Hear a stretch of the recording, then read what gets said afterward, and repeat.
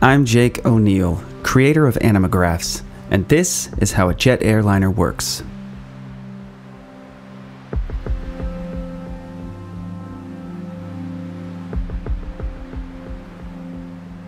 Let's start with the airframe.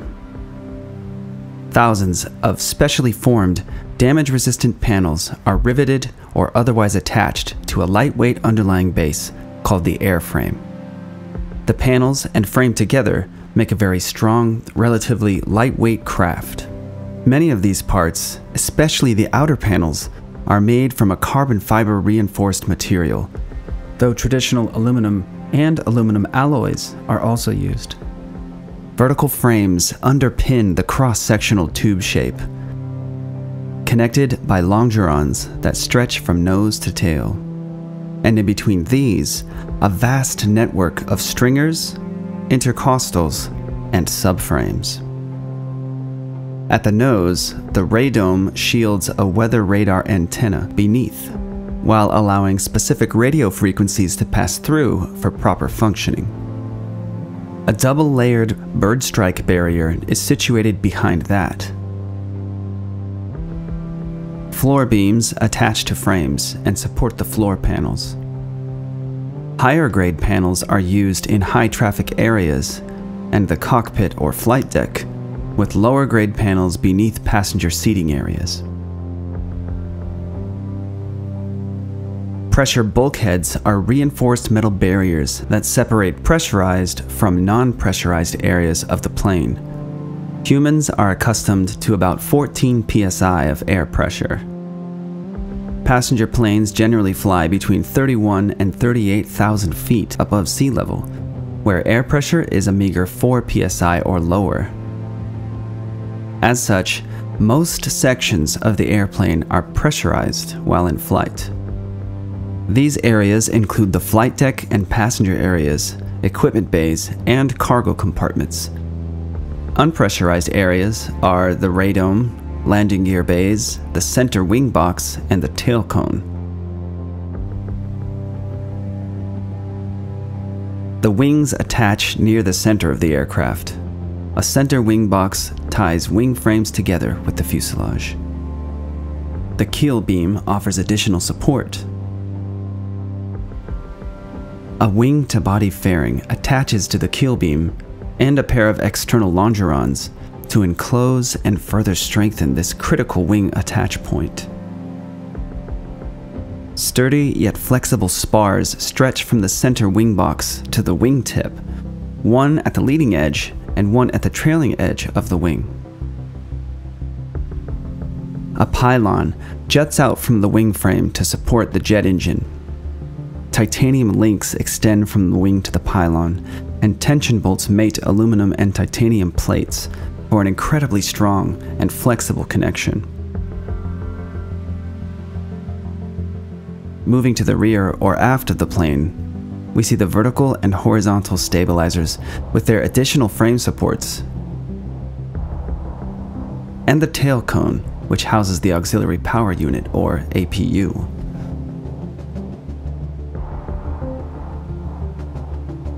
Windows. The windshields and side windows are made from 3 layers of chemically strengthened glass, covered with an anti-static coating. Cabin windows maintain the structural integrity of the fuselage with a thick outer pane made from acrylic.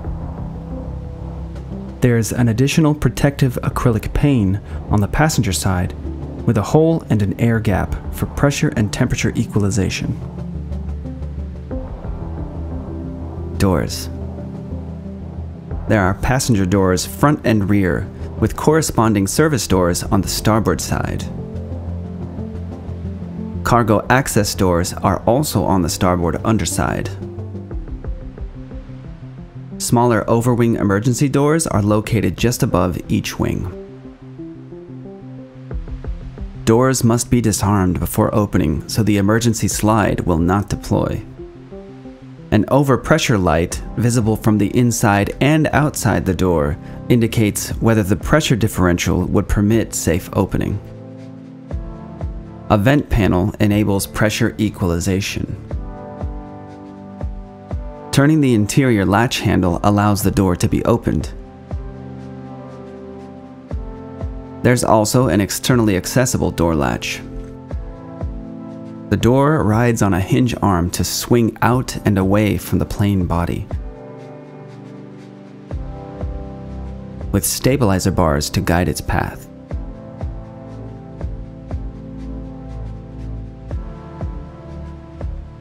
Wings and flight control surfaces. The wings generate lift for the aircraft. The main surfaces for flight control are the ailerons, elevators, and rudder. The ailerons generally function opposite one another to roll the plane. Elevators affect forward to back pitch, and the rudder controls yaw, or rotation around the vertical axis.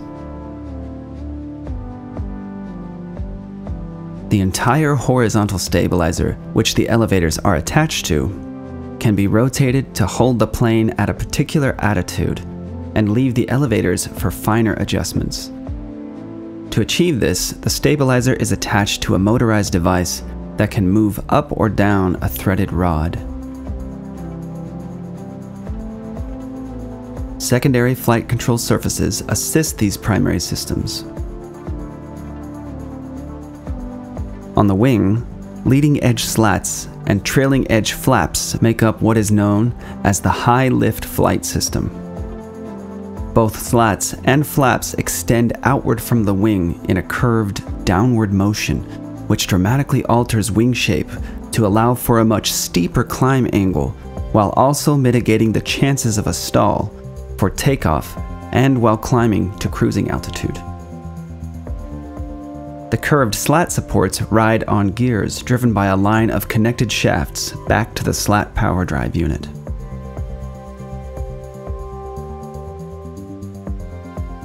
For the flaps, a flap carriage rolls outwards driven by its actuator arm as the supporting flap track beam lowers. A row of multifunction spoilers is situated at the wing's trailing edge to assist the ailerons with roll control. Special ground spoilers near the fuselage operate in sync for a lift dumping effect, creating downforce during landing to effectively stick the plane to the runway, slow the plane down, and put weight on the wheels for wheel braking. Along the wingtip and winglet there are static dischargers, which are flexible metal rods that discharge built-up static electricity that builds from friction as the plane travels through the air.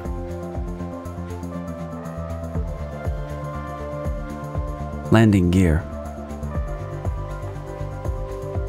A strengthened portion of the wing has attachments for the main landing gear, which is tucked inside the wing and body during flight. A hydraulic retraction actuator is attached to the main landing gear strut in such a way to rotate the gear into position for landing. Bearing doors pivot with the rotating action. When the landing gear is fully deployed, a hinged side brace and locking stay with its own actuator keep landing gear locked firmly in place.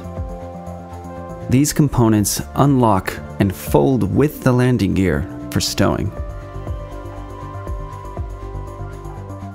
The nitrogen and oil-filled struts also act as shock absorbers during landing, with an attached hydraulic shimmy damper to reduce shimmy or shaking that occurs while under extreme landing forces. There's a heavy-duty carbon brake stack in each wheel. Rotors match with keys on the inside of the wheel so they rotate together. Stators are keyed to the axle and are stationary. During braking, electrically driven pistons compress the stack, and the resulting friction slows the plane down.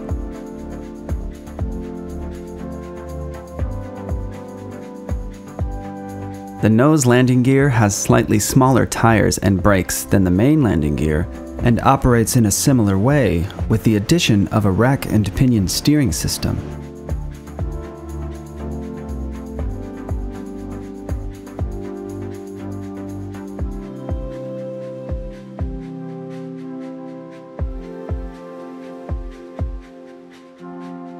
engines.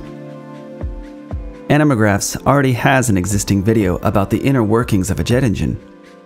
So for this video, we'll focus on the engine's relationship to airplane function overall. The rear of the engine case or cowling houses the thrust reverser assembly, which reverses fan thrust to slow the plane down just after touchdown, reducing wear to other landing parts and allowing shorter landing distances. The cowling exterior is a translating sleeve that moves backwards, pulling a ring of connected flaps into an angled position to block and reverse the normal path of thrust.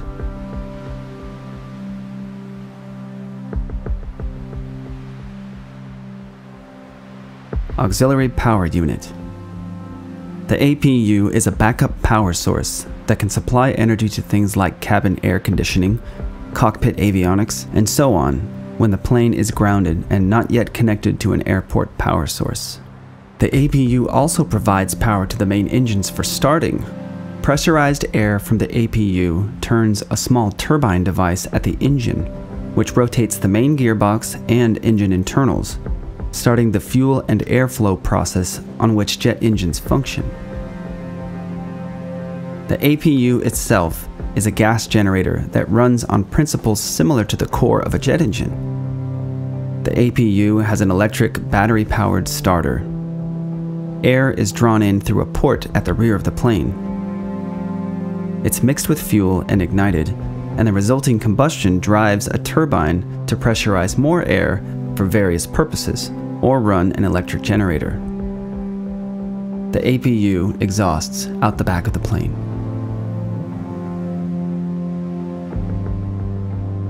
Fuel. The center box and most of the internal wing area form a giant system of fuel tanks. The main containers are the left, center, and right fuel tanks. This plane can hold a maximum 5,681 gallons of fuel, weighing in at 38,350 pounds. The same ribs that provide wing structure become baffles with cutouts that let the fuel travel through the tank but also avoid excessive sloshing. Fuel enters through a port in one wing. A refuel-defuel panel in the wing-to-body fairing controls the fueling process and also shows fuel levels. Shutoff valves automatically open and close to ensure tanks are evenly filled. To greatly reduce fire risk, normal air in fuel tanks is replaced with nitrogen-rich air after refueling is complete. Bleed air valves on the main engines siphon off pressurized air, which is then cooled and passed through an air separation module to remove some of the oxygen, leaving a more nitrogen-rich product, which is then pumped into the fuel tanks. Surge tanks at the end of each wing act as vents for the main and center tanks, and have a NACA-style scoop that forces air into the tanks during flight, keeping positive pressure on the fuel system while allowing pressure changes depending on the elevation of the plane and the temperature of the fuel. These scoops also allow air to escape from the system during refueling. One-way flapper valves allow fuel to flow back into the main tanks, but not in reverse. The main fuel pump is located inside the jet engine casing, attached to a gearbox which is powered by the jet engine. Smaller collector tanks in each wing remain constantly full to provide uninterrupted fuel supply to the engine. To accomplish this, many supporting fuel pumps work to transfer fuel as necessary from the center and wing tanks. These pumps, called motive flow pumps, work by pressure alone, without moving mechanical parts, for simplicity and reliability. Fuel from the engine-mounted main pump flows through a nozzle into a narrowing tube, creating lower pressure in the chamber behind the nozzle, which sucks up fuel into the stream. Electrical boost pumps in each wing can act as a backup if other pumps fail. During normal operation, motive flow pumps transfer fuel from the center tank to main wing tanks, to collector tanks, and then to the engine.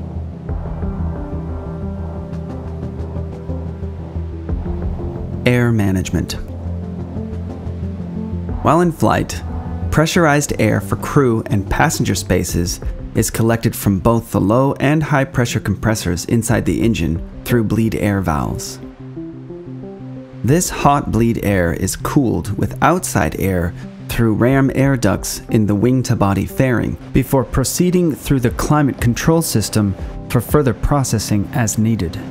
There's also a low-pressure ground connection for hooking up to an external air conditioning source while grounded.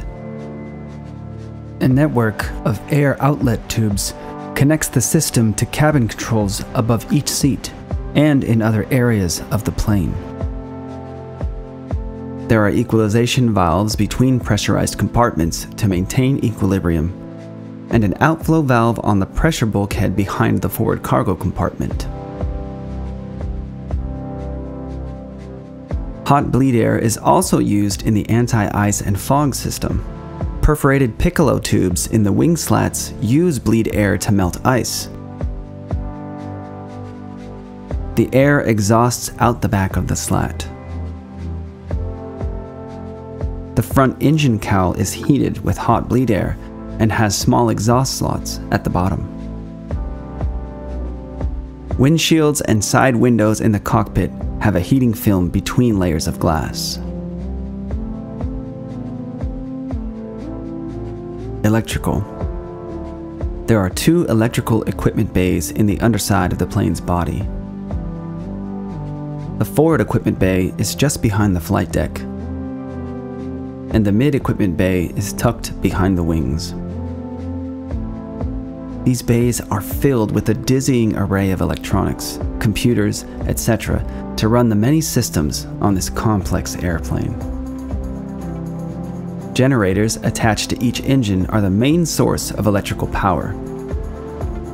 The APU can provide backup power.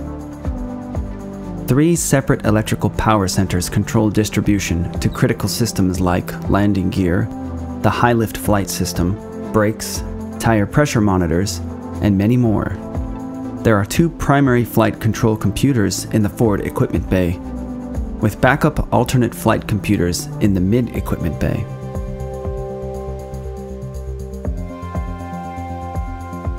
Hydraulics. There are 3 separate hydraulic systems. Systems 1 and 2 are redundant in case one system fails. The third system operates only in emergencies. The base components for System 1 are nestled in the port side wing-to-body fairing.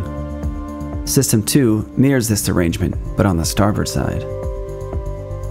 Hydraulic actuators, fitted in tight, small spaces, run many critical flight control surfaces.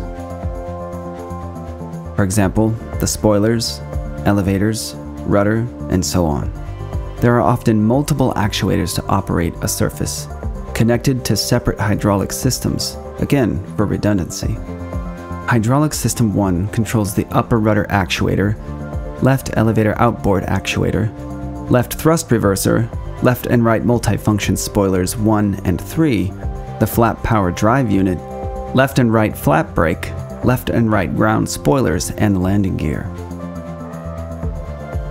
Hydraulic System 2 powers the middle rudder actuator, the right elevator outboard actuator, right thrust reverser, the right and left multifunction spoiler 4, the left aileron outboard actuators, nose wheel steering, the slat power drive unit, and the left and right slat brakes. Emergency System 3 can power the lower rudder actuator, left and right elevator inboard actuators, left and right multifunction spoiler number 2, left and right aileron inboard actuators, left and right slat and flap brakes, and the ram air turbine stow actuator.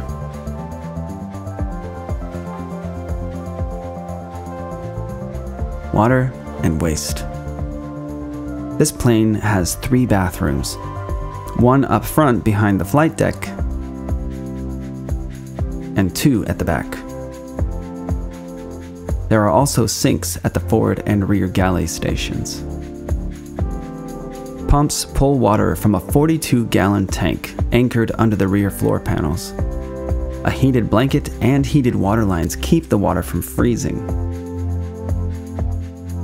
A water heater near each sink passes hot water through a water mixer to regulate faucet temperature.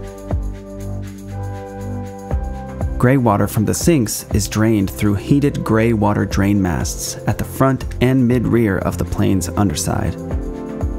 Gray water drains in flight and evaporates in air.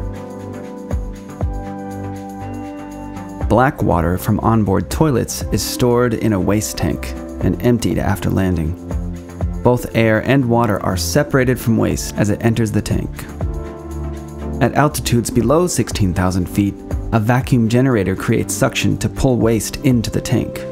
Above 16,000 feet, the vacuum generator is bypassed, and the pressure difference inside and outside the plane creates the necessary suction forces. Emergency systems. The forward and aft galley stations have first aid kits, flashlights, fire extinguishers, crew life vests, megaphones, and portable oxygen cylinders that provide 15 minutes of oxygen to crew members. Oxygen generators are positioned above each row of seats. If the cabin loses pressurization, masks deploy, and a chemical reaction generates about 13 minutes of oxygen. An emergency locator transmitter automatically activates if a crash is detected. This transmitter emits a signal that can be used to help locate the aircraft.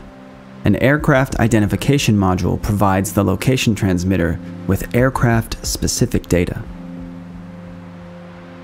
Door-mounted slides are packed into a bottom compartment in each passenger and service door.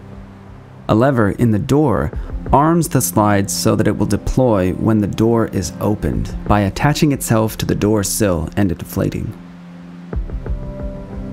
The overwing emergency exit doors are always armed, and an escape slide will deploy from a special compartment near the rear of the wing when the door is opened. In the event of full electrical power failure, a ram air turbine, or RAT, deploys automatically and works like a tiny windmill, using the plane's movement through the air to generate emergency electrical power. RAT power keeps emergency and landing gear systems active and provides power to emergency hydraulic system number 3.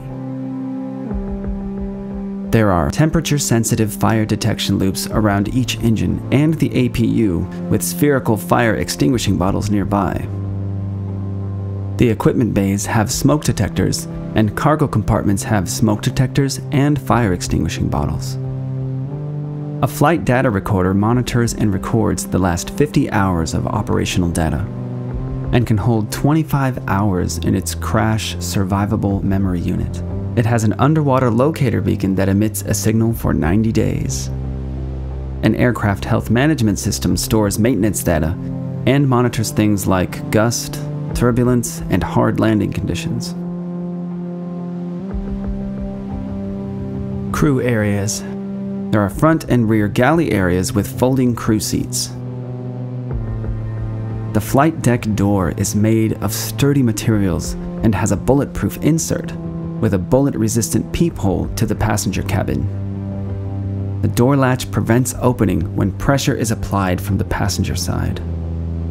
A keypad allows flight attendants to request entry into the flight deck.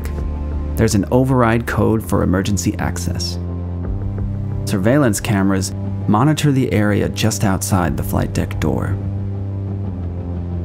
Stay tuned to the Animagraphs channel, as we'll be producing a companion video to this one covering the staggeringly detailed flight deck in full.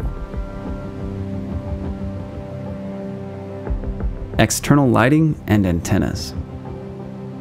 Navigation lights for aircraft visibility are installed in pairs in case a bulb burns out, with green lights on the right wingtip, red lights on the left, and white lights at the tail. Red flashing beacon lights and white strobe lights help aircraft avoid colliding with one another.